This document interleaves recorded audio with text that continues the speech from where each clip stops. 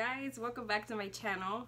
Today I wanted to have a more transparent kind of video. I'm not wearing any makeup, as you can tell. My hair's just, it's kind of organized, but it's a hot mess. And because I'm going to talk to you about being a single mom of 2 kids or multiple kids or 1 kid, it doesn't matter, just being a single parent. And it's not always easy. Whether it's for the woman, for the man, whoever's a single parent, it's not easy. So I want to talk about my experience that I had when I was a single mom of 2. And basically, I'm going to start from the pregnancy, which was when I was pregnant with my daughter. As you remember, my husband left me 32 weeks pregnant, more or less. And when you think about it, you're like, wow, that's devastating. A pregnant woman by herself, no job, no car, nothing. I had nothing. Luckily, I had family as support. I had family to come in and say, we're going to help you. And that was an amazing blessing. But there are a lot of people that don't have that, So I wanted to tell you guys, like, I get you. Like, I've been there, and it's not always easy. So in my experience, I was terrified, but I did have that family to lean back on. So if I didn't have the family, I would have had to make very serious changes. It's just, imagine being 32 weeks pregnant and who's gonna hire you at that point. Maybe that's a little bit of negative thinking, but you're about to pop literally, and it's a difficult situation. So when I went into labor, I did allow my daughter's dad to be in the room with his mother. I let them be in the room even though we were separated, and I kind of wish he wouldn't have been there because of the anxiety I felt. Like, even the nurses were like, you're way too nice. You're way too nice to let him in here. Like, you need to let him, tell him to leave. And I was like, no, he's her dad. And I tried to give him a chance, and it was the worst anxiety I have ever had. Like, I was laying there trying to give birth to my baby, and all I could think about is he gonna take me back? Is this gonna fix us? I was not focused on the right thing at all. So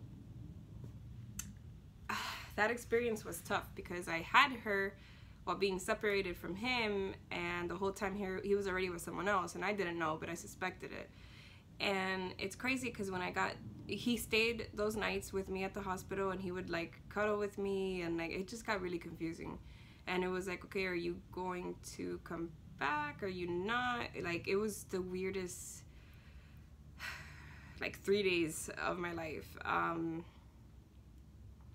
So his family was coming in visiting, my family was coming in visiting, and the whole time I did have my hopes up that we were gonna get back together. So maybe that's the true reason why I let him stay. So at the end, he wanted to drive us home, like drop me and my daughter off at my house, and he was gonna go back to his house. And it was very strange the way he acted. And he basically, he flipped out on me because I was being discharged from the afternoon, but the paperwork took many hours until nighttime. So I wasn't ready till about, I think it was like 8 o'clock at night. And the anxiety was so bad, he started telling me off, and he's like, no, you need to figure out how you're gonna get home. And I was freaking out because he had my car seat. And without a car seat, you can't go home. And like, I know there's different options and stuff like that, but being a first-time mom with all these things happening, it was very hard. So I remember that argument, and my doctor even wanted to keep me. He's like, if you feel like you're in danger, I'm gonna keep you here. And I said, no, I don't feel like I'm in danger, although I did.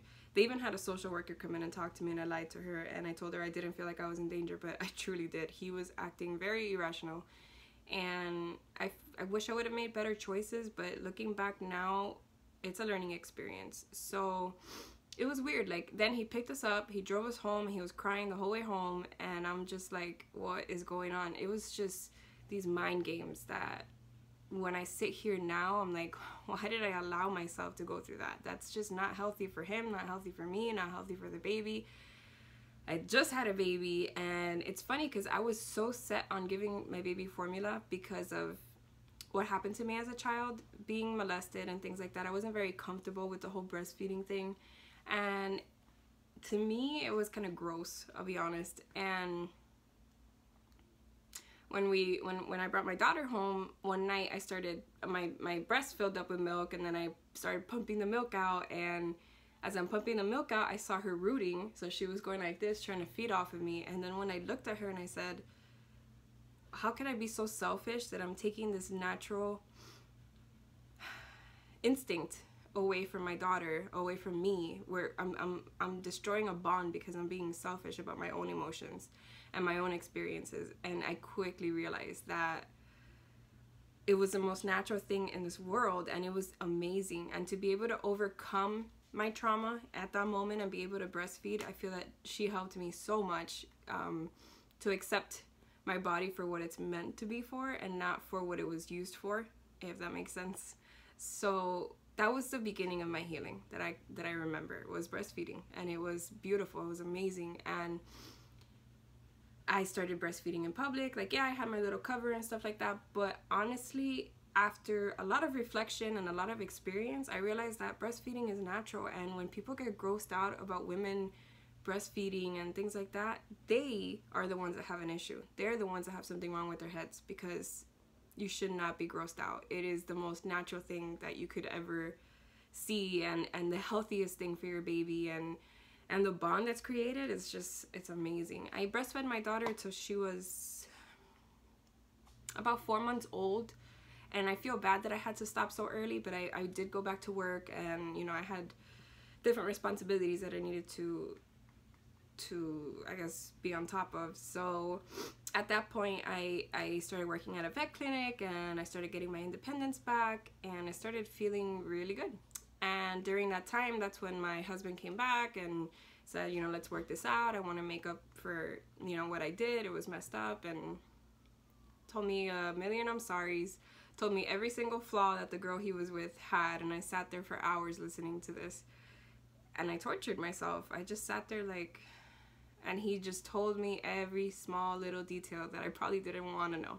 So that was that, and then we got back together, we worked on our marriage, and then 18 months later, like 18 months later, I get pregnant with my son, and then the whole pattern started all over again. And then this time I wasn't gonna put up with it. This time I was like, you know what, get out of here, because the whole pattern started all over, that he started talking to someone else, and I already started suspecting, and it was the same anxiety, and he was telling me I needed to prove myself, and I was just like, you know what, I had a baby by myself the first time, I could do this again.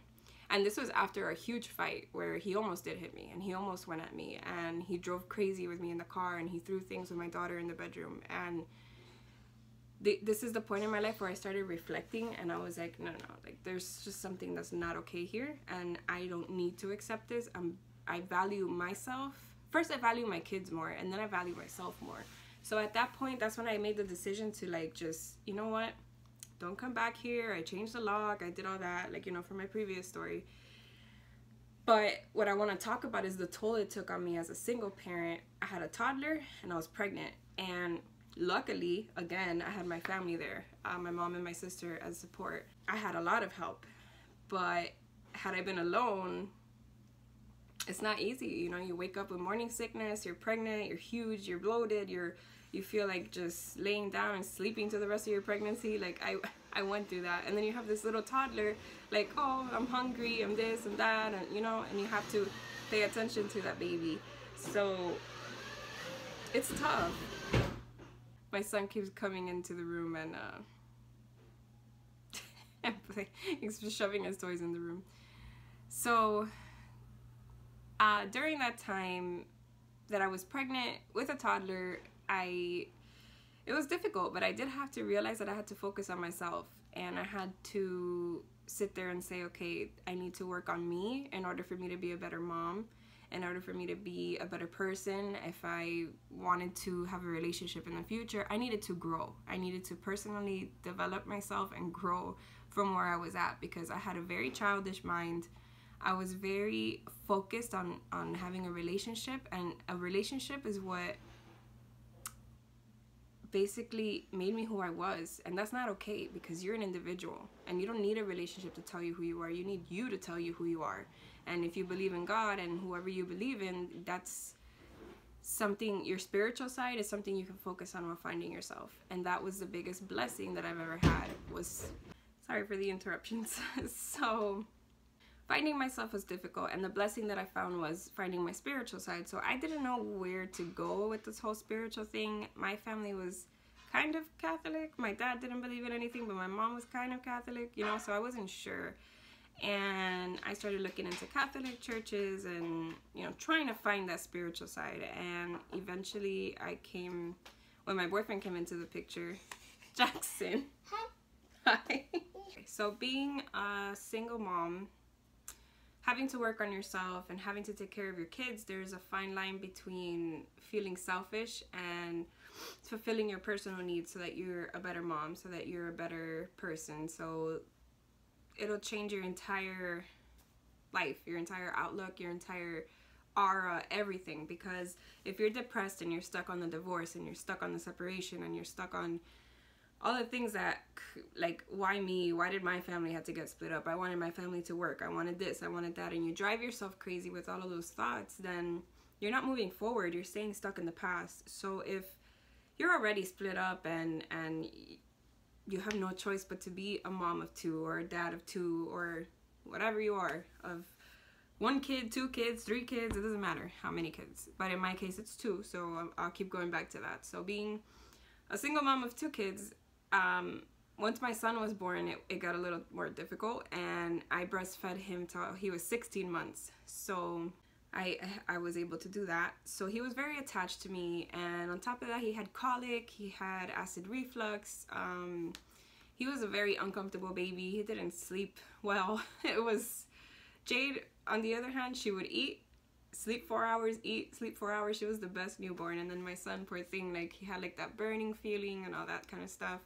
I had to do a special diet to remove the protein that's found in milk, and I had to stop eating a lot of things in order to help his tummy. So I was very dedicated to breastfeeding, and I did that. And having my daughter get diagnosed with autism, starting the therapy, having this newborn, learning everything that my daughter needs, it was just this whirlwind. And I just had to focus on being present. And I can't say that enough, because I could sit here and tell you, be present. You're like, I'm listening. You're not. You gotta get your whole brain to be like, wait, okay, this is what she's talking about. You have to completely, like, there's something called noise when you're thinking. Well, there's noise in general. There's actual noise that you hear from outside that can distract your thoughts, and then you have noise, which is your thoughts from your past, your thoughts from all the worries you have of the future. So what you have to learn is to tone that noise down, and a lot of people do it through meditation.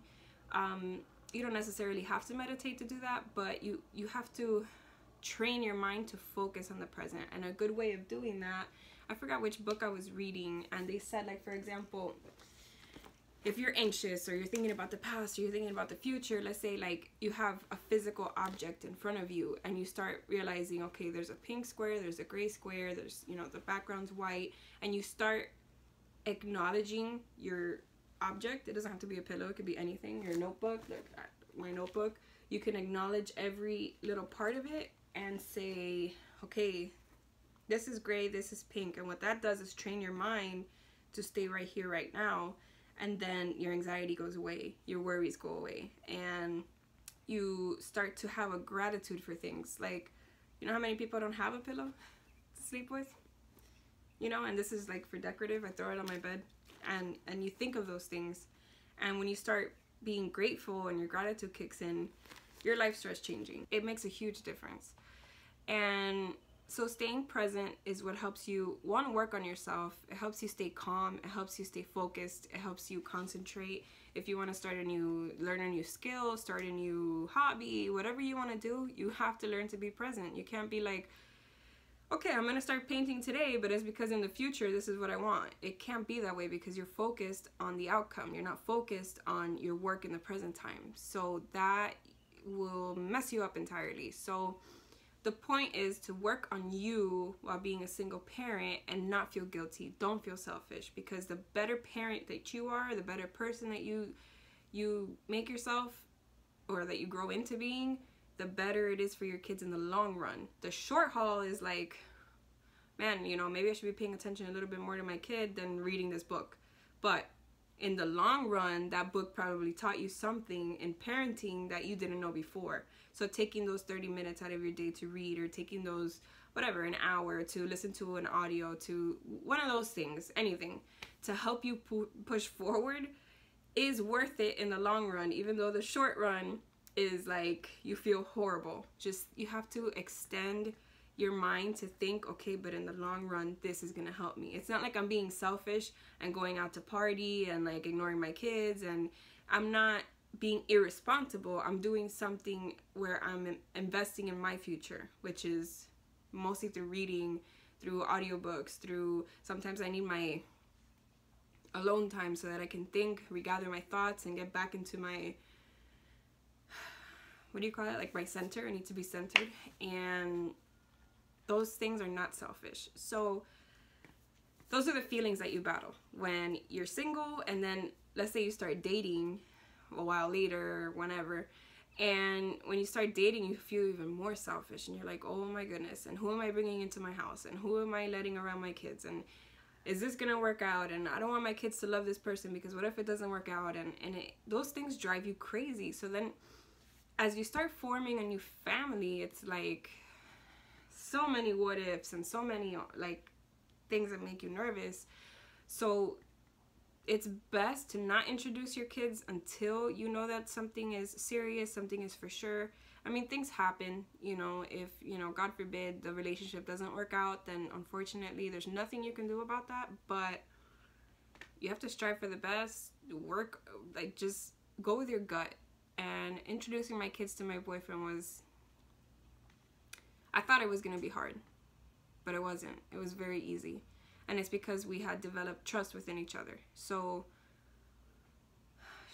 introducing my kids to him was actually amazing. And that first day I already saw his parental potential. So it was just the way he engaged with them, the way he played with them, the way he carried himself. And it was just something that I knew was gonna work out. I felt it. So now I'm very grateful. Now I'm not technically a single mom of two kids, because he helps so much, and he helps with baths, with feeding, with putting them to sleep, with taking my daughter to school. He helps with everything, and I am so blessed to have this man in my life, and I love him so much, and my kids love him, and he cares. It's not like he's just here for the relationship or just here because he wants to be here.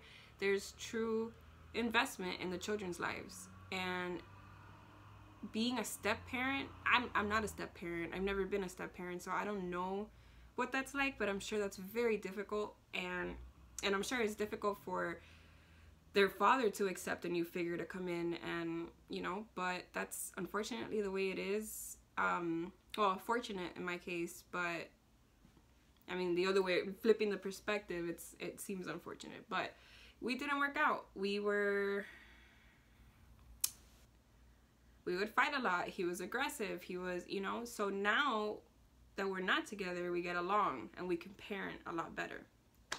And I think that's a lot healthier for the kids than being in an unhappy relationship, being resentful, me being scared all the time because I had already been cheated on. So I always had that fear in the back of my head. And every time he was like, oh, I'm doing this, I was like, you're probably not.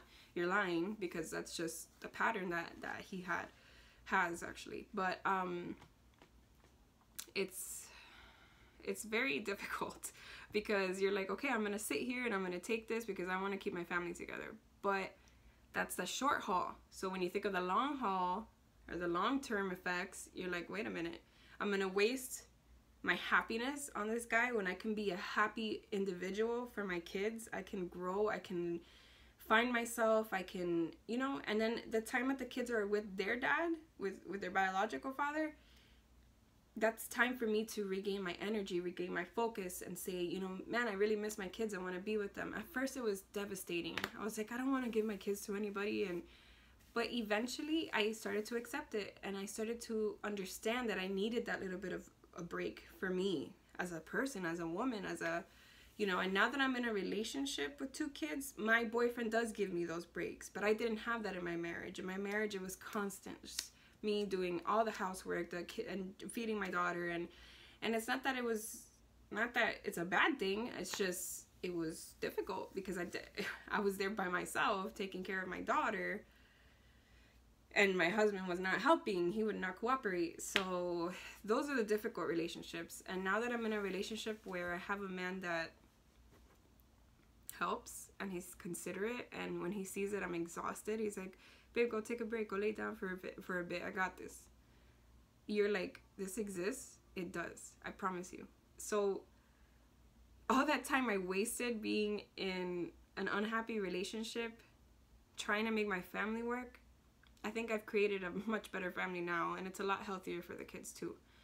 To see 2 happy people, and we have the same goals, we like the same things, we like to travel, we like to just be spontaneous, have fun, go to church. We have the same goals, we have the same everything, and it makes it a lot simpler than forcing a relationship and saying, no, I'm gonna make this work because of my kids, and it's not worth it. And I thought it was, because the first time I forgave him, I'm like, I want my family to work out, and it didn't work out. And yes, I ended up with my son, and that was like 2 blessings, right, back to back. I gained 2 blessings out of that difficult time in my life.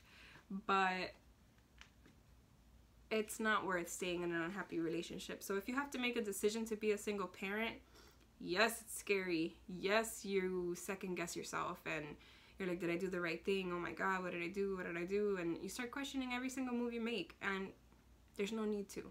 If you can stay present, focus on yourself, fix yourself so that you can be a better parent and heal from all the heartbreak, trauma, anything that you've been through. Give yourself a chance to heal and not bury your happiness in a relationship, not bury your happiness in material, in money, in a career.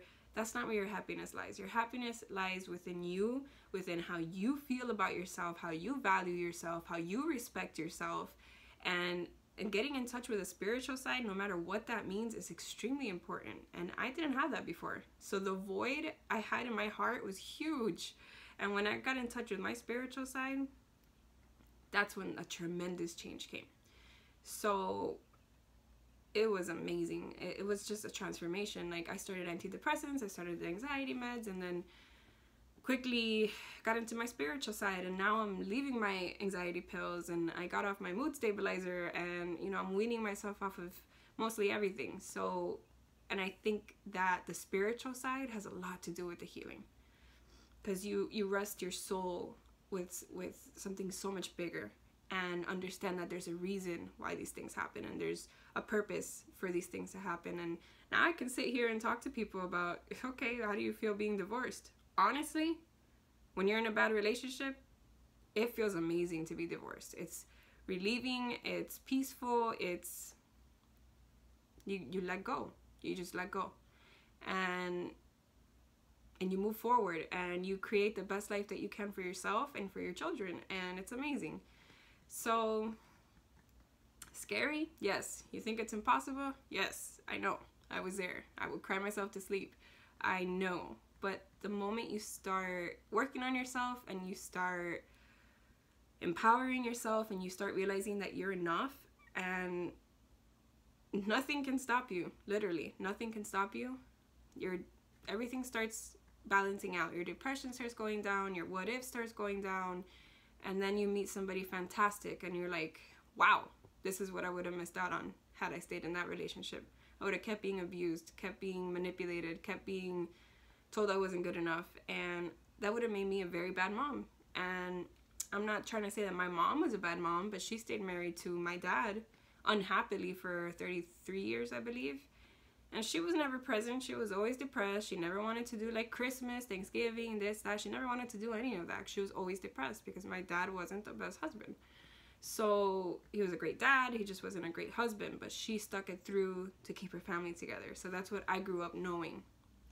So I wanted to do the same. And then one day I realized, no, this isn't for me. This is not okay. I don't need to sit here and take this because we got married and we had a baby. And no, it just didn't work out. And that's just the way it is. So you have to learn to accept it, move on from it, and it takes time, guys. Like, it takes time. You can't just sit here and say, yeah, I'm better. No, or I'm gonna be fine. Yes, realize that you're gonna be fine, but you're allowed to feel your feelings. You're allowed to be sad. You're allowed to be angry. You're allowed to, you know, let yourself dip once in a while, but don't stay stuck there.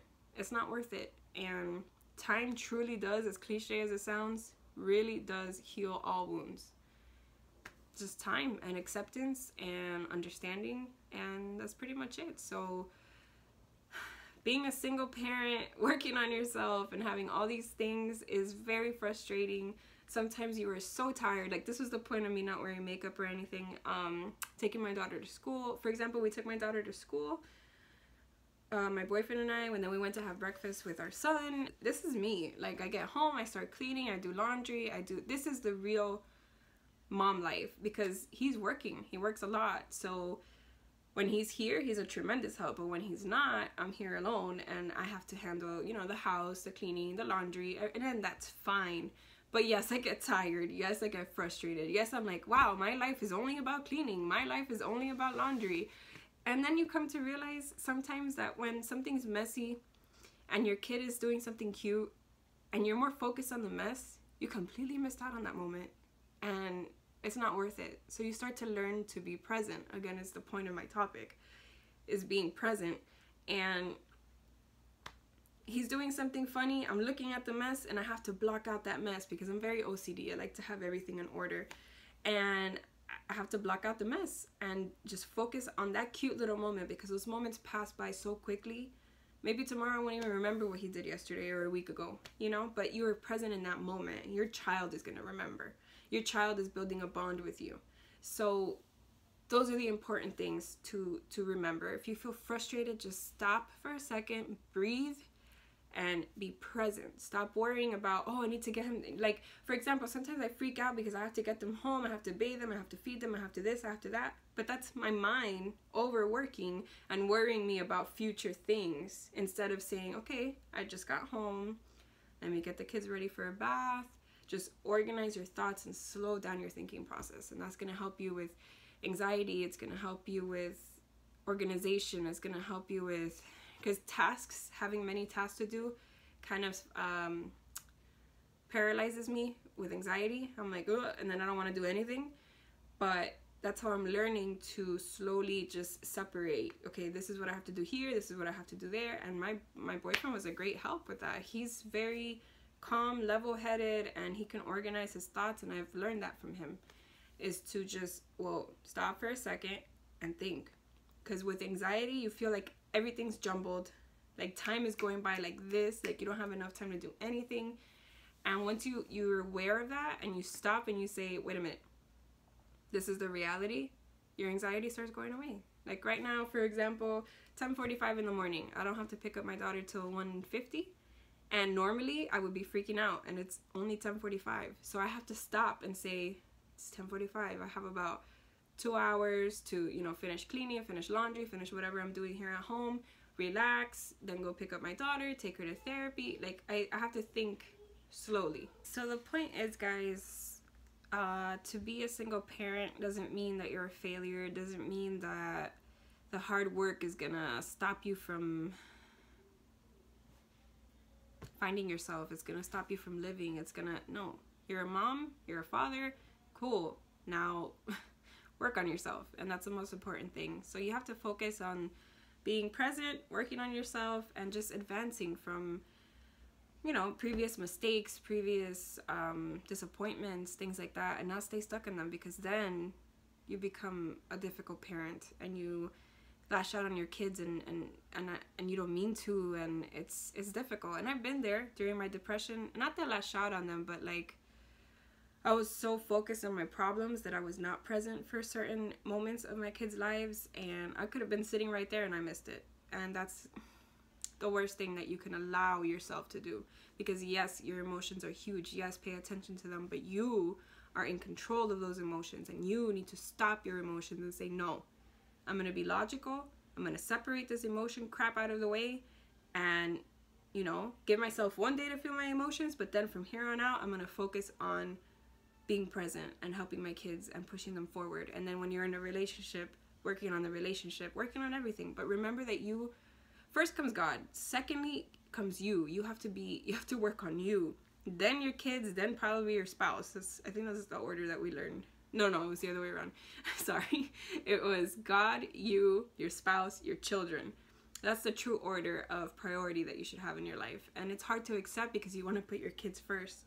But if you have no foundation with your spiritual side, with yourself, your own confidence, your own values, and then on top of that, you don't build a foundation in your relationship, how are your kids ever going to be happy? You can't put their happiness first because everything else is crumbling. So it's like the temporary fix, and then the long haul, it just doesn't make any sense. So this sense had to be knocked into me various times between my boyfriend, therapy, church, everything.